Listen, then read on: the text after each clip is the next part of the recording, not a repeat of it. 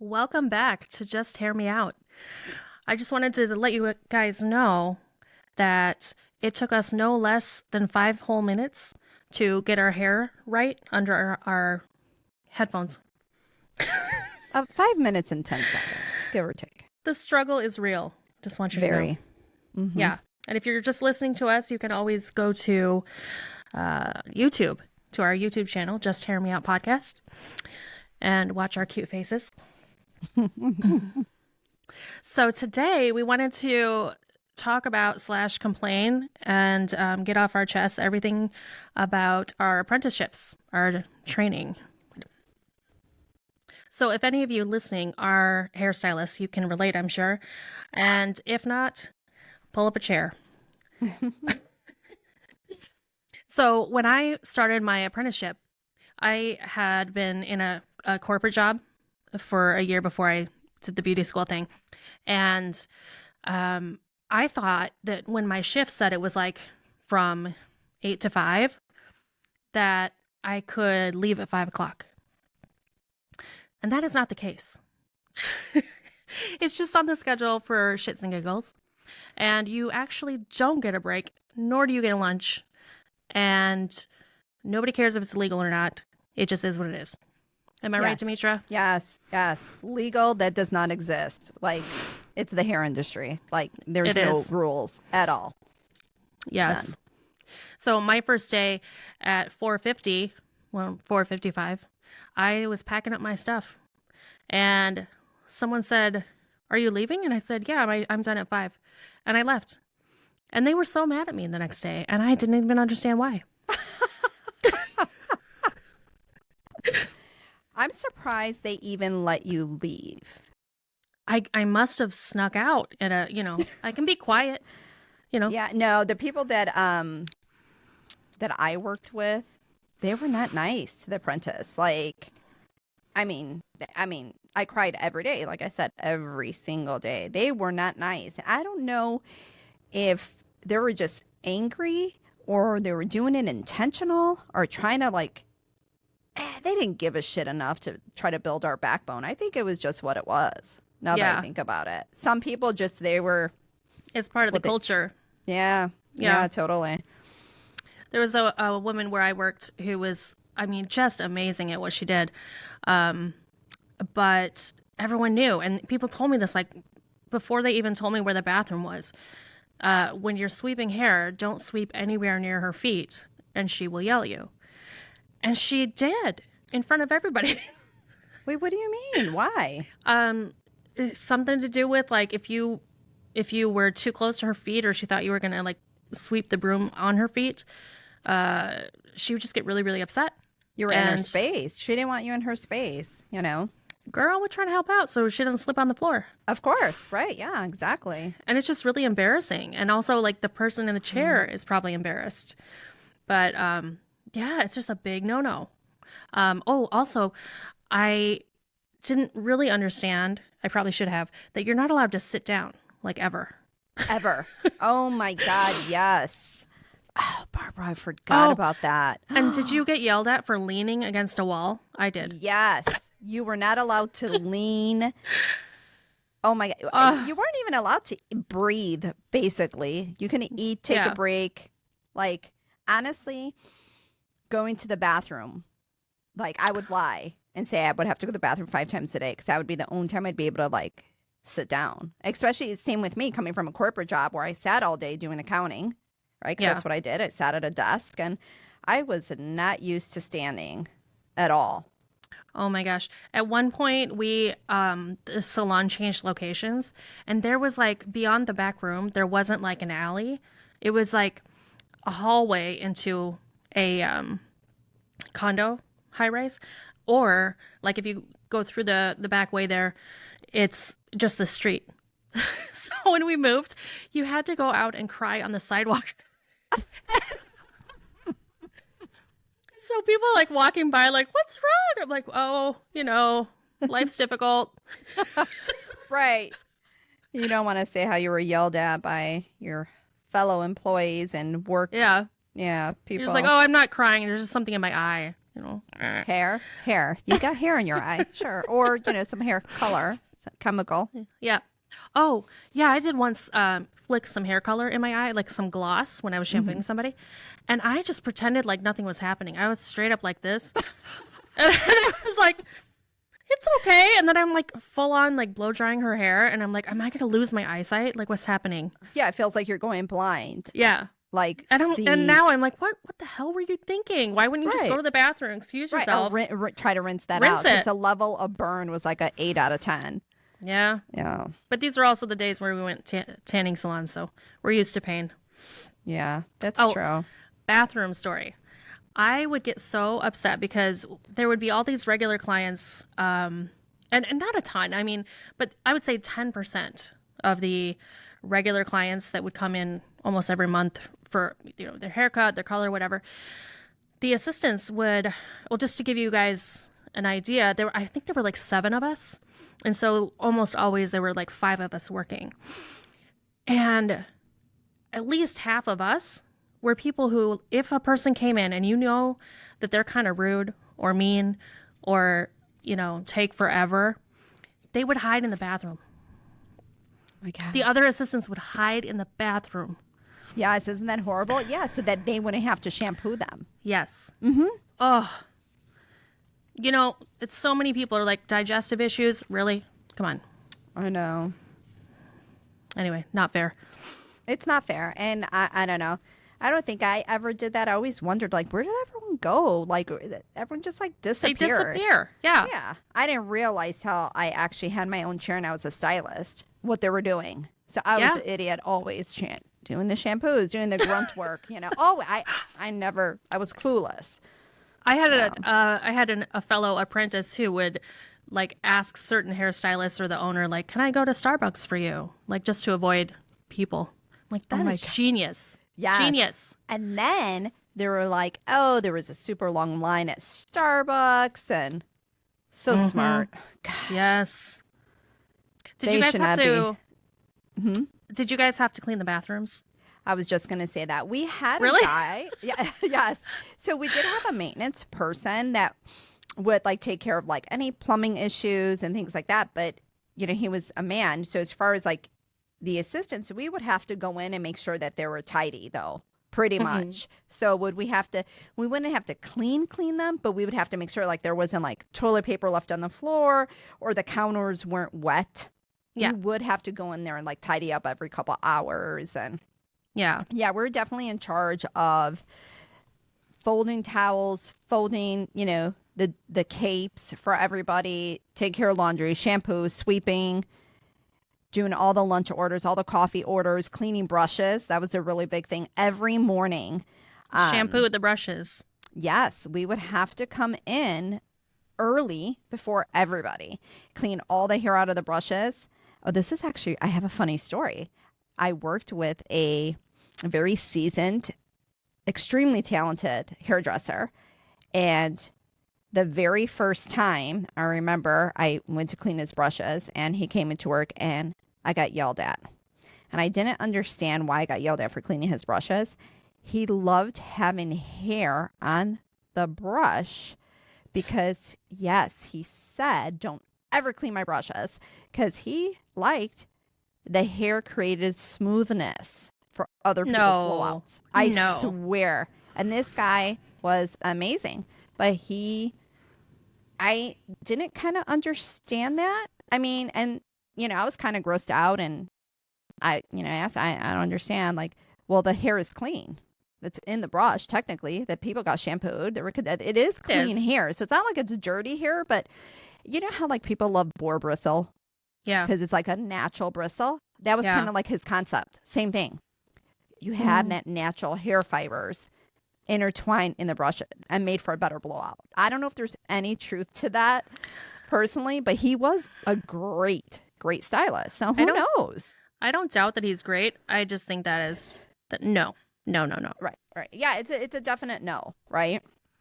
Also, part of the reason boar bristle was such a big deal is, the keratin is harder than human hair. Mm-hmm. So also, I mean, it's not so much a thing anymore because they're proving that it can break your hair.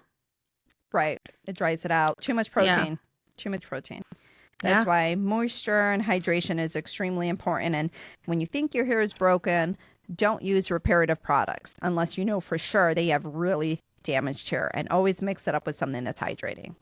Just a little tip of the Absolutely. day. Little tip. See, we're throwing little tips here, right, Barbara, throughout our podcast. So, guys Giving just you learned something, giving you some value. right? Once I remember there was the great bathroom disaster of 2003, and that was when all 5 of us assistants were witness to the fact that there was poop on the ceiling in the bathroom. On the ceiling. Don't know how it Wait. got there. On the ceiling? On the ceiling. Not the floor. The ceiling.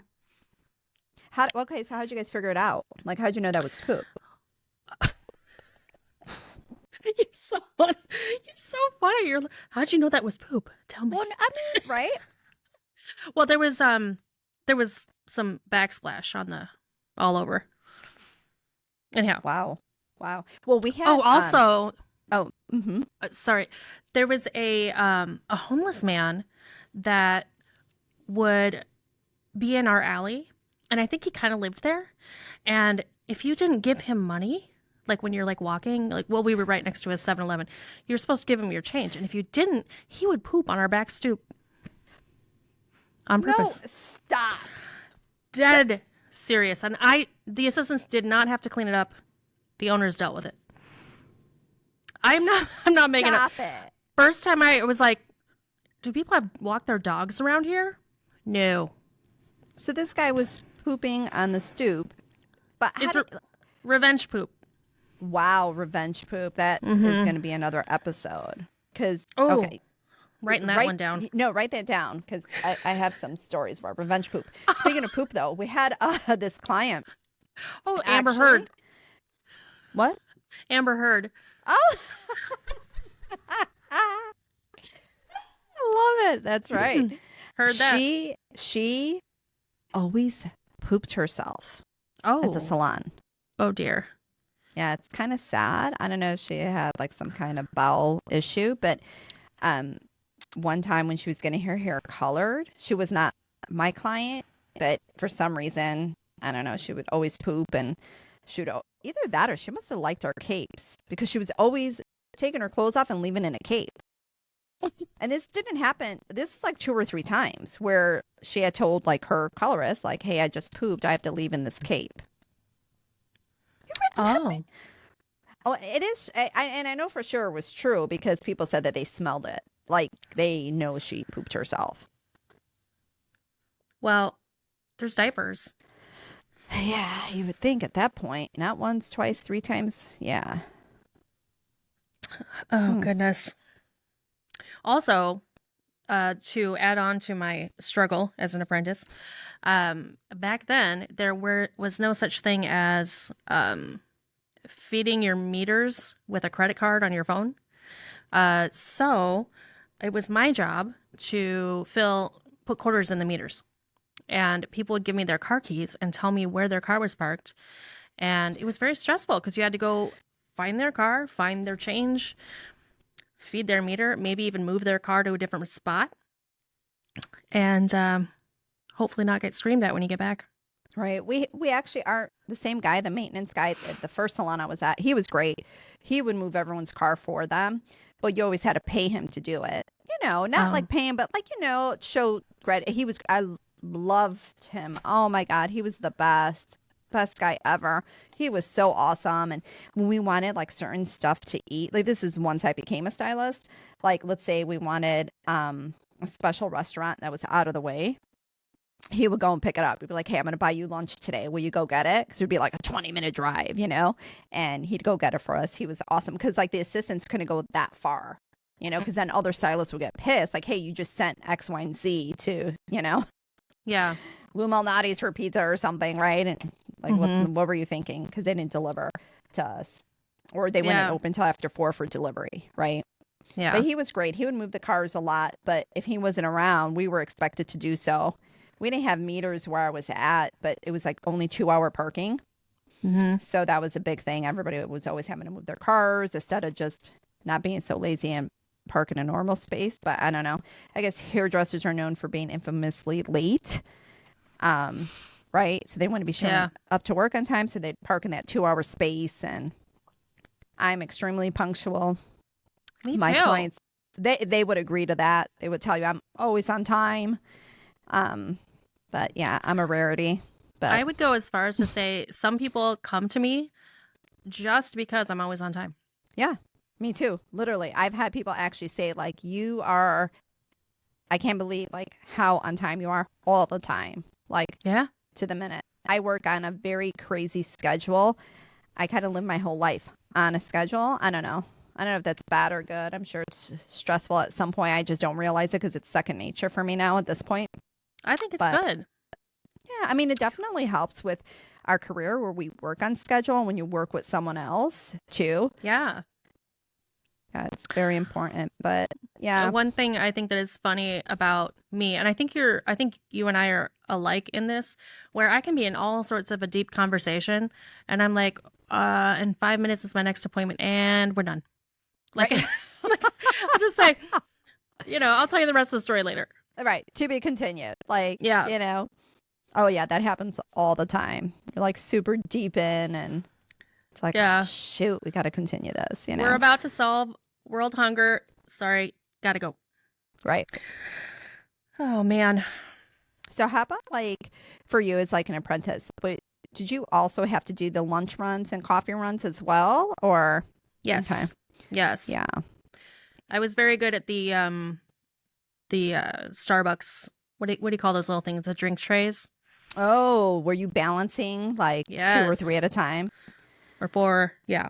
Yeah, sometimes we'd have to like run out because we had so many people. It was a very big salon that I had worked out. So, um, a lot of people wanted their coffee in the morning. Mm-hmm.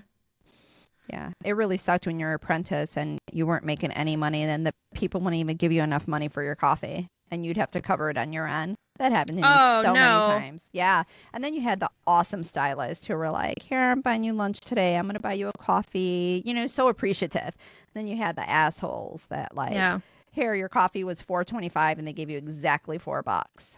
I know Yeah. it's only a quarter, right? But shit, that adds up. Yeah. If Round like up, people. yeah, 3, 4 people do that to you, and then you're like, wait, I only make $4 an hour. I mean, we're talking a Yeah. long time ago, right? Minimum wage was, whew, Yeah. yeah, Yeah. One of my favorite mentors would always say to me, "You fly, I buy," and I would run out and get it.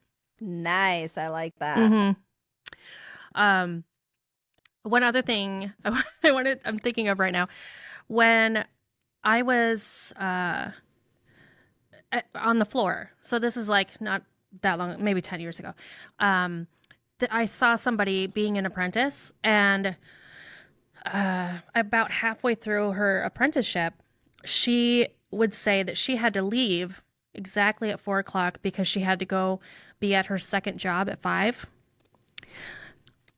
And she didn't have a second job, but she made up this whole thing about having a second job. Okay. Oh, and just so you know, listeners, when they say you're done at 5, you're done when everyone's done. So, as Demetra and I were talking about before, if somebody has a haircut, you have to wash the person before they're getting a haircut, and you have to wait till they're done the haircut to sweep up the hair. Mm-hmm. Cardinal sin if you leave hair clippings on the floor. Oh, yeah, you had to clean the whole salon at the end of the days. It didn't matter if your schedule was so-called 9 to 5. Like we said earlier, too, there was no such thing as breaks or eating lunch. And, people saying, well, can't you schedule a lunch out? It's like, are you serious? Even now, as a seasoned stylist, I don't schedule lunches. Do you? No, I No. bring snacks and here and there if you have Yeah, 5 minutes. and people are like, well, you need to eat. I'm like, okay, look, people are going to come in early. They come in late.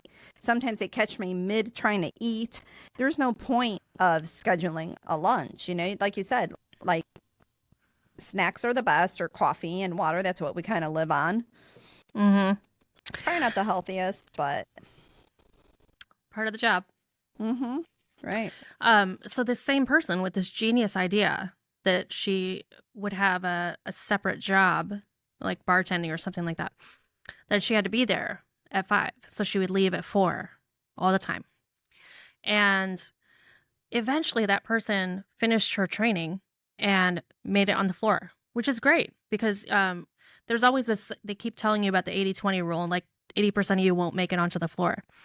So it's really stressful because you feel like all this torture might be for nothing. Yeah, that's Anyhow, true. this person finished and was able to get on the floor as a hairstylist.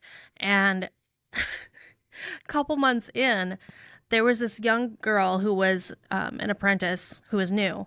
And she had just had a really long day. I think one of the other apprentices called in sick, so she opened and she had to close, kind of thing. And I was wrapping up, and I often would say I'll just like wash and dry my last person. Not to brag, but I would do that. And there was an outlier. Like I had the last color, and I would be done at like 5. So at 4, I was saying I'll be able to take care of this. And then there was one haircut starting at 6. And she was exhausted, and she was hungry, and she was on the verge of tears. And I said to said hairdresser, do you mind if so-and-so goes? She's been here since open, and she's just really exhausted. And I said that right in front of the girl, you know. And this person said to me, so are you going to stay and watch my client for me? No, not really. So what happened? Did the girl go home? No, she stayed. Wow. Yeah. Takes all kinds. Yeah. But good for you for not. I mean, if I were trying to stick up for someone and saying, you know, maybe they should go, and they would say, oh, well, are you going to stay? I probably would have been like, okay, sure. You know? Well, that's good of you. Like that. No, Yeah. no. I just like I wasn't I need boundaries. I need boundaries, Barbara. Oh, I'm still trying to figure that out. You know? boundaries. Yes. We're going to talk about Demetra's dating life soon. Oh gosh. Boundaries. My non-existent dating life. Oh, it's so great. Oh my God. All right. Well, I think that's enough complaining for one day, at least for me. Do you have anything else to add, Demetra? I don't. Nothing today. Excellent. All right. Well, thanks for joining us, and see you next Tuesday. See you next week. Thanks.